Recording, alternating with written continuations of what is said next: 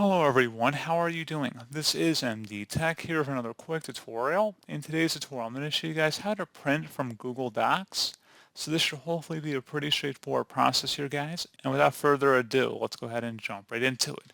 So a few different options here. You can select the File tab up at the top, and then go down to the bottom where it says Print, and just left click on that.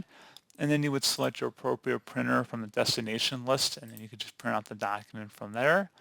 Something else you can try here as well is selecting the print icon in their toolbar ribbon up here. Just select the print button, and then again it would launch the print options.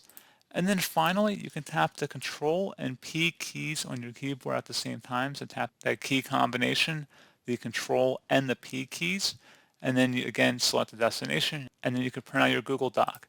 So pretty straightforward process, guys. I do hope I was able to help you out, and I do look forward to catching you all in the next tutorial. Goodbye.